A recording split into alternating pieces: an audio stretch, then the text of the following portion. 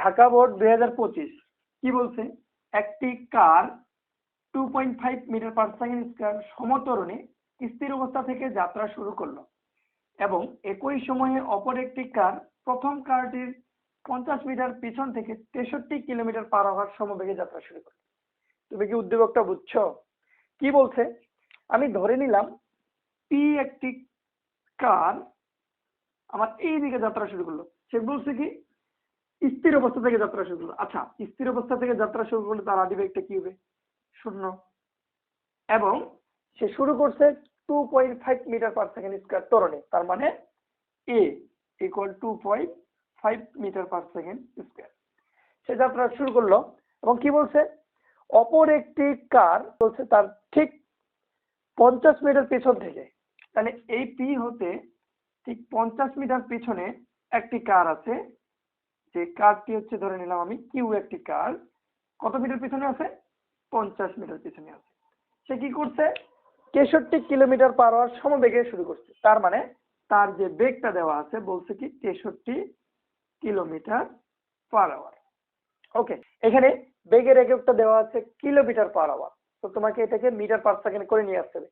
তার ফর্মুলাটা কি হচ্ছে? তাহলে কিলোমিটার পার আওয়ার করতে গেলে 63-র সাথে তোমার 1000 গুণ করতে হবে এবং 3600 দিয়ে ভাগ করতে হবে। তাহলে কত আসবে দেখো, আসবে 17.5 মিটার পার সেকেন্ড। ওকে, তাহলে উদ্দীপক কি বোঝা গেছে? আরেকবার বলি। বলছে ধরি পি একটি কার স্থির অবস্থান থেকে 2.5 মিটার পার সেকেন্ড স্কয়ার সমত্বরণে এই দিকে যাত্রা শুরু করলো এবং ঠিক তার পেছনে 50 মিটার পেছন থেকে কিউ একটি কার 63 কিলোমিটার পার আওয়ার অর্থাৎ 17.5 মিটার পার সেকেন্ড বেগে একই দিকে যাত্রা শুরু করলো। এখন বলছে কি, প্রশ্নটা যদি লক্ষ্য করি, বলছে যাত্রা শুরুর কত সময় পর কার দুটির বেগ একই হবে নির্ণয় করো। তো দেখো এই গাড়িটির বেগ কত? 0 এবং এই কারটির যদি তুমি বেগটাকে লক্ষ্য করো 7.5 সমবেগ, তার মানে এই গাড়ির বেগ কিন্তু পরিবর্তন হবে না। যেহেতু পরিবর্তন হবে না, তার মানে এই গাড়ির বেগটাকে তোমার এর সমান করে নিতে হবে।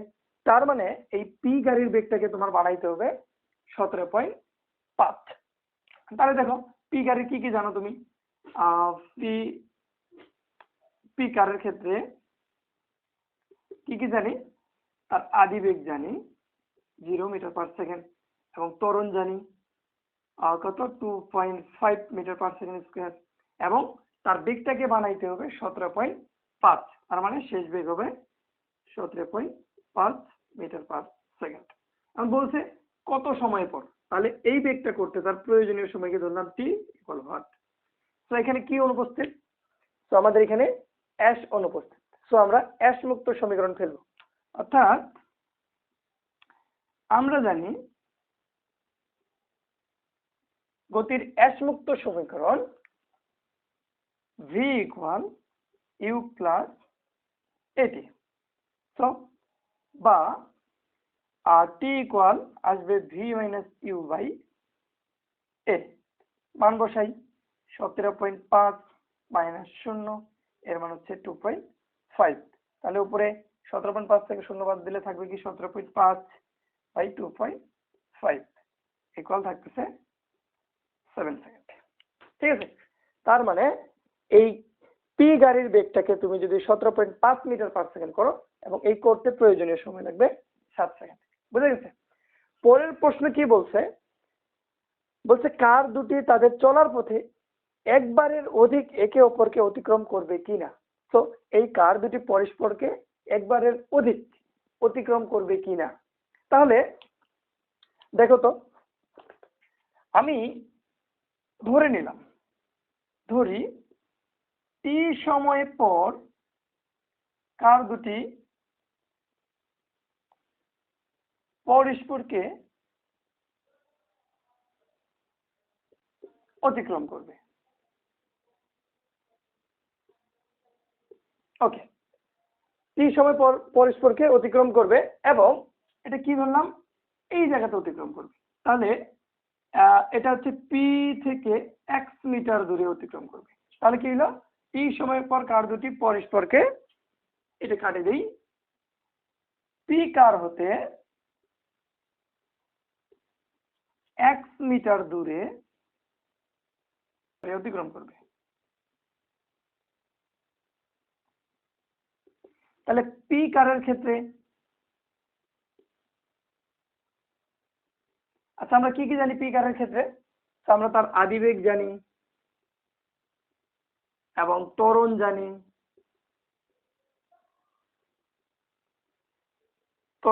এবং সময়টাকে ধরে নিলাম টি ইকুয়াল টি, এবং তার অতিক্রান্ত দূরত্বকে ধরে নিয়েছি এক্স, অর্থাৎ এস ইকুয়াল টু এক্স। তাহলে এখানে নাই কি? এখানে তাহলে নাই ভি। তো আমরা ভি মুক্ত সমীকরণ ফেলবো, অর্থাৎ S equal U T plus half A T square. তাহলে যদি আমরা মান বসাই বা থাকতেছে এস এর মান এক্স, ইউ এর মান 0, টির মানটাকে টি রাখবো, প্লাস হাফ এর মান 2.5 সাথে টি স্কয়ার, বা এক্স ইকুয়াল থাকতেছে, এটাকে যদি আমি কাটি তাহলে আসবে 1.75। সরি, অতএব এক্স ইকুয়াল থাকতেছে কি 1.7 টি স্কয়ার। এটাকে আমি 1 নাম্বার সমীকরণ দিলাম। ঠিক আছে, এরপরে আমাদের কিউ গাড়ির ক্ষেত্রে দেখো তো অতিক্রান্ত দূরত্ব কত? তাহলে 50 যোগ এক্স, এবং এটা যাইতে তার প্রয়োজনীয় সময় অবশ্যই টি সময়। তাহলে এখন কিউ গাড়ির ক্ষেত্রে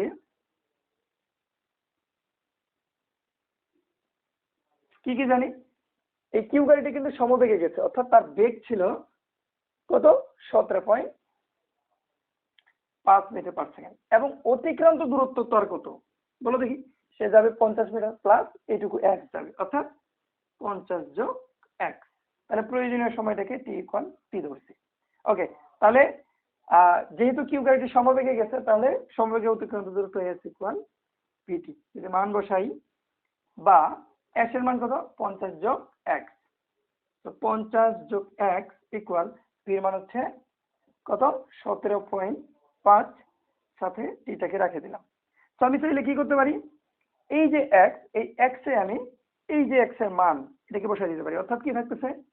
50 যোগ 1.7 টি স্কয়ার ইকুয়াল থাকতেছে 17.5 টি।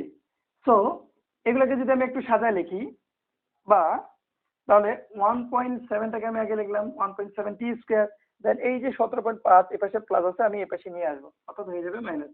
তাহলে 17.5 টি প্লাস থাকতেছে 50 equal to 0।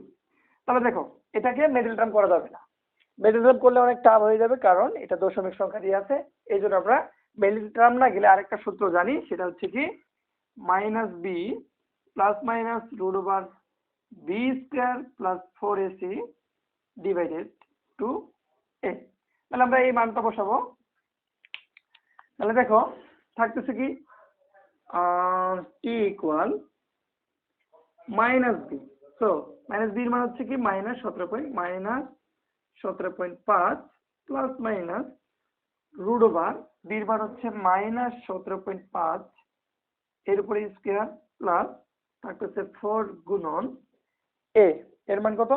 1.7 into T, sorry সির মান 50, নিচে থাকতেছে 2 গুণন এর মান 1.7, সরি উপরে আসতেছে মাইনাস মাইনাসে প্লাস, অর্থাৎ 17.5 প্লাস মাইনাস এখানে থাকতেছে ক্যালকুলেশন করলে আসবে 7.5, নিচে থাকতেছে 2.5।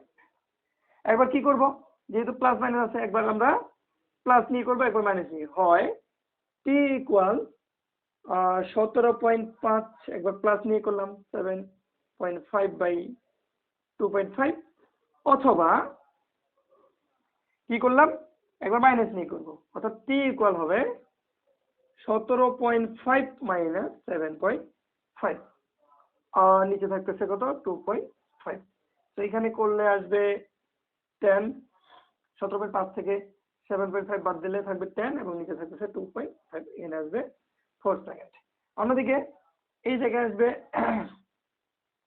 যোগ করলে আসবে 25, এবং নিচে থাকতেছে 2.5, এখানে আসবে ক্যালকুলেশন করলে 10 সেকেন্ড। তাই গাড়ি দুটি পরস্পরকে 4 সেকেন্ড ও 10 সেকেন্ড পর পরস্পরকে অতিক্রম করবে। অর্থাৎ প্রথম 4 সেকেন্ডে কিউ গাড়িটি পি গাড়িকে একবার অতিক্রম করবে এবং পরের 10 সেকেন্ডে এই পি গাড়িটি আবার কিউ গাড়িকে অতিক্রম করবে। বুঝা গেছে?